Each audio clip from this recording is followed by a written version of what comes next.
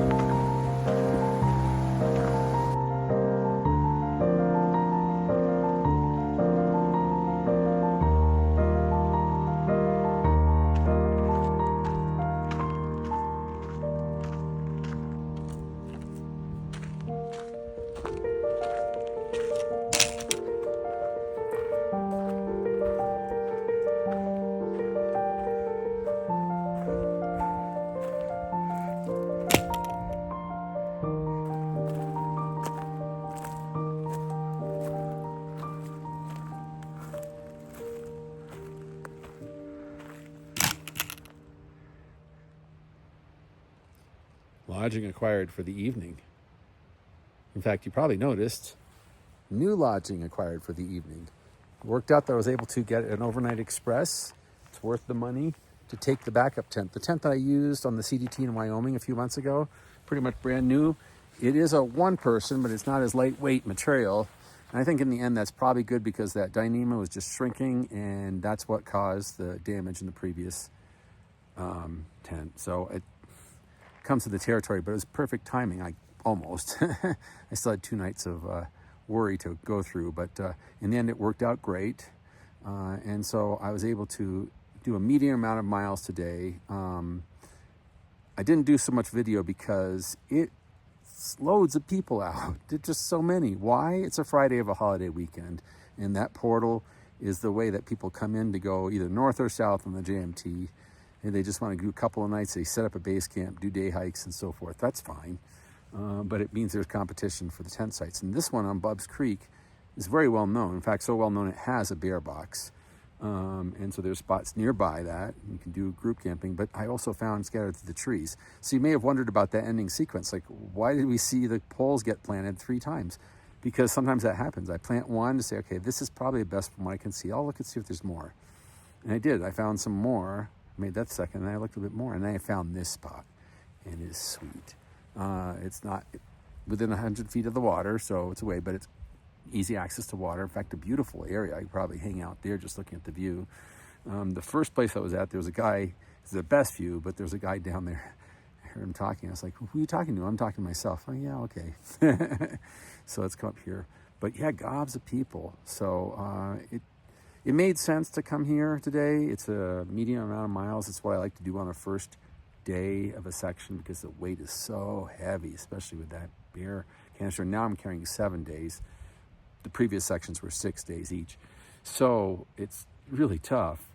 And if I had to go further, there would be no bear box. That was a strategic place because I have just a little bit of extra food and also my toothbrush and I guess the sun lotion, even though it's not scented, and beer and insect repellent. I'm going to try to put those in a little bag and then bring them down to the bear box just to have a little extra margin. But by tomorrow night, I don't think I'll need a bear box safety margin.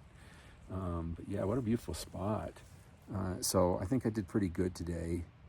Although, unfortunately, and this was by the plan, but if I'm going to try to do Whitney 2 days from now, I need to get to Crabtree Meadows tomorrow night. And not absolutely, but it would really help. That's where you can set your tent down for 2 nights and day hike Whitney. But it's 18 miles. And I just don't feel like I have it in me right now. My spirits are dragging a little bit. It was nice to stop by the beautiful falls today, just before we got here.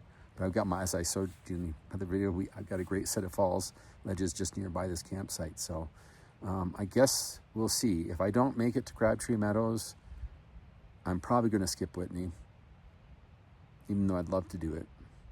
But not as important as finishing the trail. Well, anyways, whatever happens, I guess you'll find out if you tune in to the next episode. Thanks for coming along. Happy trails.